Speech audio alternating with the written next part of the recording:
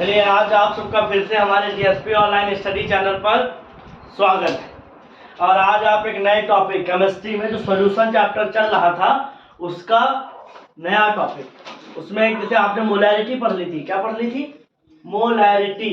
बच्चों क्या पढ़ी थी? मोलैरिटी, जिसको हम क्या कहते हैं हिंदी में? मोलरता। मोलरता तो ला नहीं है, मोलरता। तो ये परिभाषा क्या थी कि भाई कोई विलयन अगर है तो उसका अपना, भाई मान लेता हूँ कोई विलयन है तो उसमें यहाँ तक कि पूरा विलयन यहाँ तक है तो इसका क्या होगा? आयतन होगा। क्या होगा? आयतन होगा, वॉल्यूम होगा। तो इसमें क्या है, कितने मोल प्रेजेंट है? क्या प्रेजेंट है? मोल। और ये मोल कितने थे? Mole of solute. तो यही क्या था? मोलैरिटी थी, मोलरता थी कि 1 लीटर विलयन में, कितने विलयन में? 1 लीटर विलयन में उपस्थित विलय के मोलों की संख्या को मोलरता है। बहुत आसानी से आप कर सकते हैं। Number of mole of solute dissolve in 1 litre solution. ठीक, तो यहाँ पर इसका फॉर्मूला क्या बना था? N/V। V को कहाँ में लिया गया था? लीटर में। फिर मैंने तुम्हें बताया था कि जो N होता है ना, N बराबर क्या होता है? Weight upon molecular weight. इसको जब उठा के यहाँ पुट करेंगे तो क्या बन जाएगा? Weight upon molecular weight. और यहाँ पर क्या होगा? V लीटर में, और ये क्या हो गई तुम्हारी? मोलरता। अब करने क्या था? मैंने कहा था ये लीटर हटाने के लिए, लीटर हटाने के लिए यहाँ पर क्या कर देना? 1000 से मल्टीप्लाई कर देना। तो ये कहाँ में आ जाएगा? ml में। V कहाँ हो जाएगा? ml में हो जाएगा। ये तुम्हारी मोलैरिटी का फॉर्मूला बन गया था। फिर हमने बताया था कि जैसे मान लो इस पे सवाल आ जाए, जैसे कोई सवाल है 49 ग्राम H2SO4 कितने में, मान लो मैं कह रहा हूं कि 250 ml वाटर में क्या है? 250 ml वाटर में डिजॉल्व है। वाटर में क्या है? डिजॉल्व है। तो अब कैसे देखो ये सवाल कैसे लगाएंगे? देखो यहाँ पर क्या है? दिस इज W अर्थात वेट, और ये क्या है? वॉल्यूम। तो चीजें तो हमें सवाल से मिल गई, पर हमें इसका MW क्या करना पड़ेगा? निकालना पड़ेगा। MW मतलब अनुभार, मॉलिक्यूलर वेट। मॉलिक्यूलर वेट कितना होता है? 98। 3 चीजें पता चल गई, और तुमको चाहिए 1 2 3 चीजें, बाकी तो सब पता ही है। तो हम मोलैरिटी इसमें कैसे निकालेंगे? मोलैरिटी इज इक्वल, वेट कितना दिया है? 49 ग्राम, इसके साथ क्या है? 1000, और मॉलिक्यूलर वेट कितना है? 98, और ये कितना है? 250। ये जीरो कट गया, ये जीरो कट गया। 25 4 जा 100, ये क्या है? 49 2 जा 98। अब क्या करेंगे? 2 2 जा 4। तो मोलैरिटी कितनी निकल के आ गई? 2। कितना निकल के आ गई? 2 मोल पर लीटर। तो ये क्या हो गया? मोलैरिटी हो गई। तो ये बात समझ में आई? मोलैरिटी का कॉन्सेप्ट पूरा समझ गए आप सभी लोगों का? एक बार फिर जीएसपी ऑनलाइन स्टडी चैनल पर स्वागत है। अब की बार आपका नया टॉपिक होगा, और कौन सा होगा? मोल प्रभास। क्या होगा पहले हिंदी में तुम समझ लो, क्या है मोल प्रभास। ये बताया थे उसमें लिखा होगा? नहीं, नहीं बताया था। तो मोल प्रभास नहीं बताया था, फिर भी देख, क्योंकि तुम्हें जानना तो है ही कि मोल प्रभास क्या होता है। तो देखो एक बात समझना बहुत ध्यान से कि मोल प्रभास का मतलब होता है फ्रैक्शन। क्या होता है? फ्रैक्शन। और मोल का मतलब क्या हो जाएगा? मोल। तो इंग्लिश में नाम इसका क्या बन गया? Mole fraction.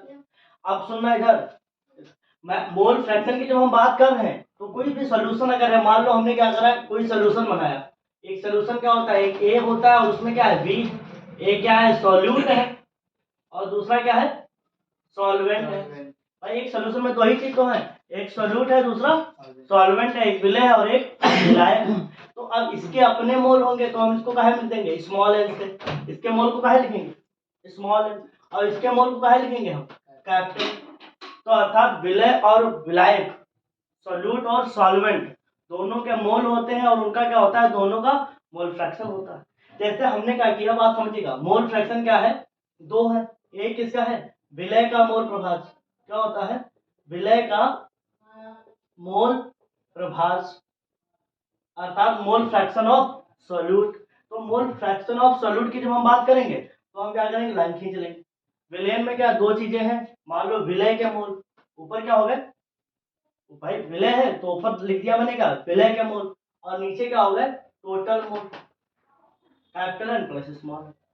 अर्थात जैसे अगर हम मोल प्रभाज की परिभाषा बनाए तो क्या होता है कि जो हम कंपोनेंट ले रहे हैं उसका mole divided to total mole present in solution, mole of the component and divided to the total mole of the solution is called mole fraction. अब हम क्या कर रहे हैं कि मान लो हमने विलय का बोला तो क्या हो जाएगा मोल ऑफ सॉल्यूट, किसके मोल होंगे ऑफ सॉल्यूट, जो सॉल्यूट होगा उसका मोल हो गया। इसका मतलब क्या है टोटल मोल, इसका मतलब क्या है total mole, total mole of solution. भाई सॉल्यूशन में क्या है दो ही चीज तो है, एक सॉल्यूट है और दूसरा क्या है सॉल्वेंट है, तो दोनों के मोलों को क्या कर देंगे सम कर देंगे। अब उसके बाद क्या होता है ऐसे क्या होता है विलायक का भी मोल प्रभाव होता है, क्या होता है विलायक का मोल प्रभाज, इसका मतलब क्या हो गया मोल फ्रैक्शन ऑफ सॉल्वेंट। तो इसका जब हम निकालेंगे तो इसमें क्या हो जाएगा कैपिटल एन ऊपर आ जाएगा, अर्थात ये क्या हो गया mole of solvent divided to the total mole of solution. दोनों कंडीशन में ये तो सेम रहता है, ऊपर खाली बदल जाता है। अब एक और तुमको बढ़िया बात बता देते हैं, इन कभी भी सॉल्यूशन की बात जब होती है तो जो ये दोनों होते हैं small N plus small N upon capital N plus small N plus capital N upon capital N plus N बराबर 1। अर्थात कहना मैं ये चाहता हूँ कि सॉल्यूट का मोल फ्रैक्शन और सॉल्वेंट के मोल फ्रैक्शन का सम कितना होता है 1 होता है, क्या होता है 1 होता है। अब ये बात तो तुम समझ गए हो, पर इससे क्या होता है सवाल जब तुम करोगे तब तुम अच्छे से समझ जाओगे कि हम मोल फ्रैक्शन क्या होता है, मतलब क्या होता है तुम समझ गए हो कैसे निकाला जाता है, ये तुम सवाल जब करोगे तब तुम जान जाओगे। चलिए देखिए सब लोग मोल फ्रैक्शन का सवाल कैसे होगा, ठीक। अभी मोल फ्रैक्शन का फॉर्मूला पढ़ा दिया तुम्हें बहुत अच्छे से, अब तुम सवाल देखो कैसे लगेगा। तो जैसे सवाल ऐसे तुम्हारे सामने आ जाए बहुत इजी टाइप से कि 49 ग्राम H2SO4, ऐसा सवाल देते हैं जो तुमको थोड़ा आसानी हो करने में। H2SO4 dissolve in 72 gram water. यहाँ पे देखो सब लिक्विड चीजें हैं पर उनको ml में नहीं लेकर ग्राम में ले रहे हैं क्योंकि इसमें मोल का खेल है। किसका खेल है मोल। तो आप कह रहे हैं भैया ऐसा करिए दोनों का मोल फ्रैक्शन निकाल दीजिए, calculate the mole fraction of solute and solvent, ये सवाल है तुम्हारे सामने। आप इसको कैसे करोगे तो देखो एक लाइन ऐसे खींच लीजिए और हम जानते हैं एक तरफ क्या है हमारा H2SO4 और एक तरफ हमारा क्या है वाटर, कम मात्रा में कौन H2SO4, तो उसका वेट कितना दिया है 49, तो वेट कितना हो गया 49 ग्राम, और यहाँ पर इसका वेट कितना है 72 ग्राम, कितना है भाई कुछ अपने आप से करें, जो सवाल कह रहा था बस वही वैल्यू लिखनी है। अब क्या करेंगे भाई हम मॉलिक्यूलर वेट हमें पता होना चाहिए, मोल तभी निकलता है।